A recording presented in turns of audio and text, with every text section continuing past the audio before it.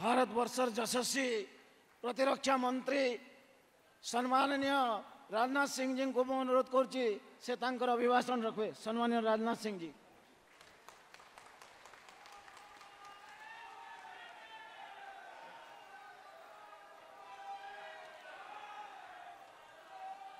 बोलिए भारत माता की। और तेज आवाज आनी चाहिए। भारत माता की। अब यह बात हुई। मंच पर उपस्थित हमारे त्रिपुरा के पूर्व मुख्यमंत्री और राज्यसभा के सदस्य Shri Biplab Dev, ex member of parliament Kalahandi Shri Arka Keshari Dev ji, Lok Sabha प्रभारी Shri Ramesh ji Sahu, Lok Sabha coordinator Shri Shiva Prasad Mund, Shri Arat Rana Mahapatra, district president Kalahandi, और Shri Pradeep Kumar Nayak, MLA candidate from Bhawanipatna, Shri Ramesh Choudhary Majhi, MLA candidate Lanjigarh, Anirudh Pradhan, MLA candidate Narla, Shri Sudhir Ranjan Patjoshi, MLA candidate Dharmagarh, Shri Manoj Kumar Mehar, MLA candidate Junagadh. यहां मौजूद मेरे सभी सम्मानित बहनों एवं भाइयों, शायद कालीहांडी में इस स्थान पर किसी सभा को संबोधित करने के लिए पहली बार मैं आप लोगों के सामने खड़ा हुआ हूं। पहली बार आया हूं, फिर भी आप लोगों ने बहुत ही गर्मजोशी के साथ स्वागत किया है। लेकिन भारत की परंपरा है और शिष्टाचार का तकाजा है कि स्वागत, अभिनंदन और सलाम दुआ कभी एक तरफा नहीं होना चाहिए। इसलिए मैं भी अपनी तरफ से शीश झुकाकर आप सभी बहनों भाइयों का हार्दिक अभिनंदन करता हूं, आप सभी का स्वागत करता हूं। मेरे बहनों भाइयों, पहली बार श्रीमती मालविका देवी जी को बोलते हुए मैंने सुना है। मैं बिप्लब देव जी से कह रहा था कि मालविका देवी जी ये तो बहुत ही अच्छा बोलती हैं, और इनको सुनने के बाद मेरा विश्वास पक्का हो गया कि यदि मालविका जी यहां से सांसद बनकर भारत की संसद में पहुंचेंगी तो आपकी समस्याओं को भारत की संसद में प्रभावी तरीके से आवाज देने का काम करेंगे। आज यदि मैं यहां पर मौजूद हूं, यह बाबा जगन्नाथ की यह धरती है और साथ ही मां मानिकेश्वरी देवी की यह धरती है। इसलिए इस धरती को मैं शीश झुकाकर मैं प्रणाम करता हूं। मुझे यह बतलाया गया है कि यह शहीद रेंडो माझी जी की भी धरती है, और इतना ही नहीं, श्री जगदीश प्रसाद जोशी जी की भी धरती है। इन भी विभूतियों को मैं अपनी तरफ से नमन करता हूं मेरे बहने भाइयों, कि आज ऐसी धरती पर मुझे आने का यहां पर सौभाग्य प्राप्त हुआ है। जहां तक कालाहांडी का प्रश्न है, लंबे समय से भारत की राजनीति में मैं अपनी भूमिका निभा रहा हूं। कालाहांडी आज के कुछ साल पहले लोग कहते थे जहां सबसे अधिक भूखमरी हो, जहां सबसे अधिक गरीबी हो, जहां सबसे अधिक लाचारी हो, उसे ही मान लीजिए कि वही कालाहांडी है। लेकिन आज आप लोगों को देखने के बाद, आप लोगों के चेहरे के देखने के बाद बहनों भाइयों, मैं समझाऊं, चाहे जो कुछ भी हुआ हो, 10 वर्षों के अंदर जब से प्रधानमंत्री मोदी जी बने हैं, उनके नेतृत्व में जो भी कदम उठाए गए हैं, जो भी सामाजिक कल्याण के कार्यक्रम प्रारंभ किए गए हैं, अब कालाहांडी के बारे में मैं समझता हूं आगामी 5-8 वर्षों में वह धारणा नहीं रहेगी जो कि पहले हुआ करती थी। और आज मैं अपने आपको यकीन दिलाने आया हूं, बहनों भाइयों, हमारे प्रधानमंत्री का संकल्प है कि हिंदुस्तान का एक भी क्षेत्र शेष नहीं बचेगा जिस क्षेत्र का तेजी के साथ विकास न हो। क्योंकि भारत को हम विकसित भारत बनाना चाहते हैं, तो जब तक भारत के हर क्षेत्र का विकास नहीं होगा, तब तक भारत को विकसित भारत बनाने का भी हमारा स्वप्न पूरा नहीं हो पाएगा। कालाहांडी में मुझे याद है बहुत सारे एनजीओ यहां गरीबी पर्यटन के लिए आते थे, और यहां से जाने के बाद अखबारों में लेख लिखते थे, कहते थे कि वहां कितनी गरीबी है। इतनी गरीबी तो शायद दुनिया में कहीं नहीं होगी। इस प्रकार के लोग लेख लिखा करते थे। यहां से जाने के बाद आपने इस देश में लंबे समय तक कांग्रेस की सरकार को भी काम करते हुए देखा है। बहनों भाइयों, मैं आपको याद दिलाना चाहता हूं, पंडित जवाहरलाल नेहरू भी, चाहे वह श्रीमती इंदिरा गांधी रही हों, चाहे राजीव गांधी जी रहे हों, चाहे डॉक्टर मनमोहन सिंह जी रहे हों, सब ने यह दावा किया, हमारी सरकार बना दो, हम भारत से गरीबी को मिटा देंगे। आपने सारे इन लोगों की सरकार बनाई। 50-55 वर्षों तक अखंड हुकूमत इस हिंदुस्तान में यदि किसी की रही है तो कांग्रेस की रही है, लेकिन हिंदुस्तान की गरीबी दूर नहीं हुई है। लेकिन बहनों भाइयों, मैं दावे के साथ कह सकता हूं, हमारे प्रधानमंत्री मोदी जी के आने के बाद 8-9 वर्षों के अंदर ही हम लोगों ने भारत से 25 करोड़ लोगों को गरीबी रेखा से बाहर करने में कामयाबी हासिल की है। यह मैं नहीं कह रहा हूं, बल्कि सारी दुनिया की वित्तीय संस्थाएं कह रही हैं। भारत का नीति आयोग इस बात को कह रहा है। जो काम कांग्रेस नहीं कर पाई कभी, उस काम को करने का जो मुहिम प्रारंभ किया था हमारे प्रधानमंत्री ने, उसको काफी हद तक उन्होंने पूरा किया। जहां तक समाज कल्याणकारी योजनाओं का, सोशल वेलफेयर स्कीम्स का प्रश्न है, मैं आज आपको यह कहने के लिए आया हूं, मंत्रिमंडल का एक सदस्य होने के नाते, पार्टी का एक वरिष्ठ नेता होने के नाते आपको मैं विश्वास दिलाने आया हूं, मेरे बहनों भाइयों, और इसलिए भी विश्वास दिलाने आया हूं, जो चुनावी घोषणा पत्र तैयार हुआ है उस कमेटी का चेयरमैन मैं ही था। घोषणा पत्र में जो कुछ भी हम लोगों ने लिखा है, बहुत सोच समझ कर लिखा है। हमारा ये चरित्र है कि हम जो कहते हैं वह हम करते हैं, हमने करके दिखाया है। मैं आज आपको कहने के लिए आया हूं बहनों भाइयों, 10 से लेकर 15 वर्ष के अंदर हिंदुस्तान में कोई भी गरीब शेष नहीं बचेगा, यह मोदी की पक्की गारंटी है।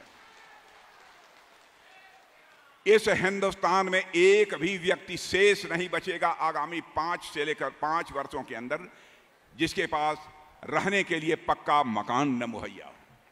एक परिवार शेष नहीं बचेगा जिसके घर में नल के माध्यम से जल न पहुंच जाए।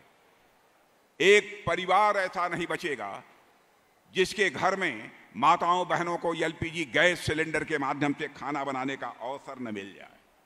इतना ही नहीं, आयुष्मान भारत की सुविधा हमारे प्रधानमंत्री ने आप सबको मुहैया कराई है, लेकिन आयुष्मान भारत की सुविधा आपको किस हद तक मिल रही है उसके बारे में मैं दावे के साथ नहीं कह सकता हूं, क्योंकि यहां पर राज्य सरकार बीजू जनता दल की सरकार रही है, हमारी सरकार नहीं है। हमारी सरकार होती तो मैं कह देता, जो लोग भी आयुष्मान भारत का कार्ड पाने के लिए जो पाने के योग्य थे उनको प्राप्त हो गया। लेकिन आज मैं दावे के साथ नहीं कह सकता, क्योंकि बीजू जनता दल की सरकार है। मैं आज आपको यकीन दिलाने आया हूं कि जो लोग आयुष्मान भारत का कार्ड पाने के लिए अधिकृत हैं, बहनों भाइयों, हमारी यहां पर उड़ीसा में भी भाजपा की सरकार बना दीजिए, एक व्यक्ति शेष नहीं बचेगा जो कि आयुष्मान कार्ड पाने का अधिकारी है, उसे आयुष्मान कार्ड प्राप्त न हो जाए।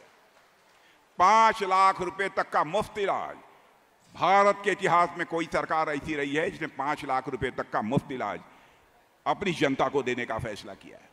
और आज मैं यहां कहने आया हूं, चाहे आपकी आमदनी कुछ भी हो, आप गरीब हों, अमीर हों, किसी जात के हों, किसी धर्म के मानने वाले हों, अब हम लोगों ने तय किया है, यदि आपके परिवार में 70 वर्ष की उम्र का यदि कोई है, चाहे आपकी मां हो, पिता हो, बाबा हो, दादा हो, जो भी हो, उनको सारे लोगों को आयुष्मान भारत की सुविधा जून में गवर्नमेंट बनने के बाद प्रारंभ कर दी जाएगी सारे देश भर में।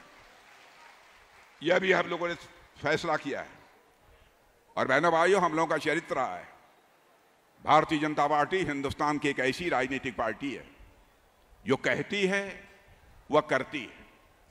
मैं आपको याद दिलाना चाहता हूं, बहुत पहले हम लोग कहा करते थे, जब हमारी केंद्र में सरकार बन जाएगी, हमको स्पष्ट बहुमत मिल जाएगा, तो धारा 370 जिसके तहत जम्मू कश्मीर को विशेष राज्य का दर्जा प्राप्त है, हम चुटकी बजाकर समाप्त कर देंगे। आपने देखा, संसद के दोनों सदनों में बहुमत मिलने के साथ ही धारा 370 जिसके तहत जम्मू कश्मीर को विशेष राज्य का दर्जा प्राप्त था, चुटकी बजाकर हम लोगों ने समाप्त कर दिया। जो कहा था वह करके हम लोगों ने बहनों भाइयों दिखा दिया। यह हम लोगों का चरित्र है। हम लोगों ने कहा था जिस दिन दिल्ली में हमारी सरकार बन जाएगी, अयोध्या की धरती पर भव्य राम का मंदिर बनने से दुनिया की कोई ताकत हमें रोक नहीं पाएगी। और आपने देखा क्या हुआ है अयोध्या की धरती पर। मुझे याद है यह हम लोग आंदोलन करते थे राम मंदिर के निर्माण के लिए और कहते थे कि रामलला हम आएंगे, मंदिर यहीं बनाएंगे। तो लोग, कांग्रेस के लोग हमसे पूछते थे आप आएंगे, मंदिर बनाएंगे, लेकिन तारीख नहीं बताएंगे। बहनों भाइयों, आपने देखा वह 22 जनवरी की तारीख आ गई। हमारे प्रधानमंत्री ने अयोध्या में रामलला की प्राण प्रतिष्ठा कर दी सारे धर्माचार्यों के मार्गदर्शन। तो यह कटाक्ष करने वाले लोगों को मैं बतलाना चाहता हूं, जो हम लोगों ने कहा था वह करके हम लोगों ने दिखाया है। यही हम लोगों का चरित्र है। और मुझे तो यह लगता है रामलला अपनी झोपड़ी से निकलकर अपने महल में प्रवेश कर चुके हैं। बहनों भाइयों, अब भारत में राम राज्य आने से भी दुनिया की कोई ताकत रोक नहीं सकती। हमने जो कहा सो किया। अब जैसे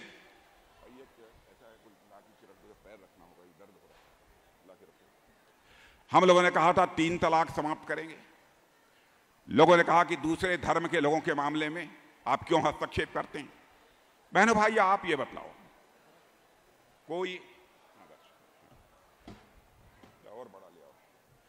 कोई मां बहन हो, कोई बेटी हो, चाहे किसी भी धर्म की मानने वाली हो, किसी भी जात की, पंथ की हो, यदि उसके साथ कोई जुल्म और अत्याचार होता है, बहनों भाइयों, वोट के लालच में भले ही कोई दूसरी पार्टी बर्दाश्त कर ले, लेकिन हम लोग उसे किसी भी सूरत में बर्दाश्त करने वाले लोग नहीं हैं।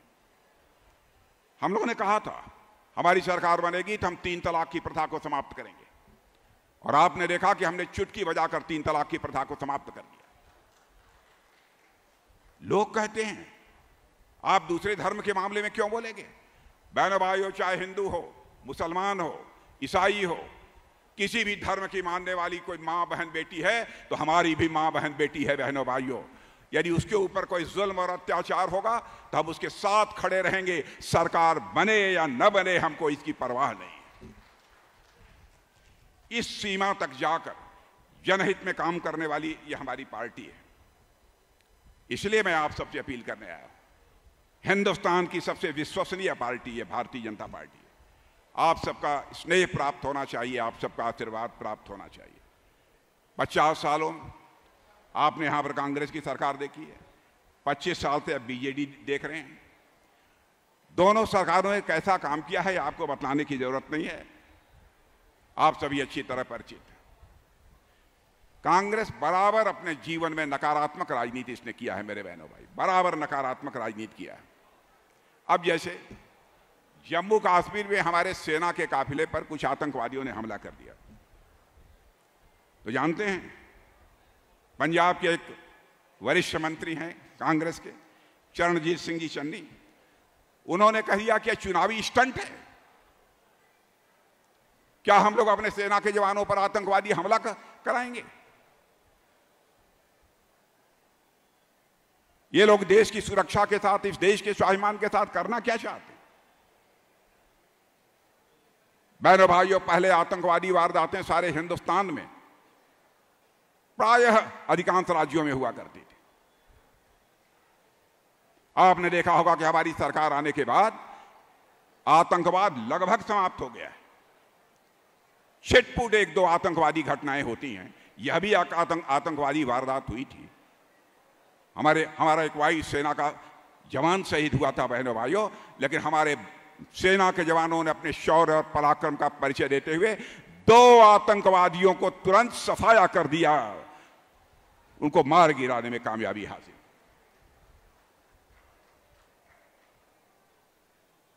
बहनों भाइयों, हम लोगों का चरित्र कांग्रेस जैसा चरित्र नहीं है, बीजेडी जैसा चरित्र नहीं है। ये कहते थे कि हम भ्रष्टाचार समाप्त करना चाहते हैं।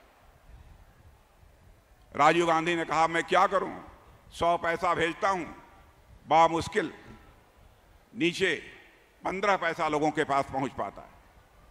लेकिन आपने देखा हमारे प्रधानमंत्री ने कैसे इस चुनौती को स्वीकार किया। जनधन, आधार, मोबाइल की ऐसी त्रिमूर्ति तैयार कर दी कि आज यदि दिल्ली के बैंक से 100 पैसा चलता है तो 100 का 100 पैसा आपकी जेब में पहुंचता है, एक पैसा भी भ्रष्टाचार की भेंट नहीं चढ़ने पाता। यह है हमारी सरकार। बहनों भाइयों, मुफ्त राशन, कभी किसी ने सोचा होगा कि भारत में कोई भी ऐसा प्रधानमंत्री आएगा जो कि 80 करोड़ लोगों को मुफ्त राशन मुहैया कराएगा। मैं दावे के साथ कह सकता हूं कि आज भारत के अंदर कोई भूख से दम तोड़ने वाला नहीं बचा है, भूख से मरने वाला कोई नहीं बचा है। और मैं जानता हूं बहुत सारे ऐसे लोग हैं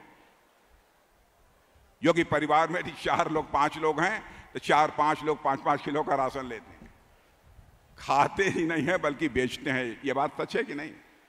यह बात सच है कि नहीं? बहनों भाइयों, हमारा देश तेजी के साथ आगे बढ़ रहा है, इसलिए मैं आप सबसे अपील करने आया हूं कि जो हमारे भारतीय जनता पार्टी के प्रत्याशी हैं उनको आप भारी मतों से विजय दिलाएं। बातें बहुत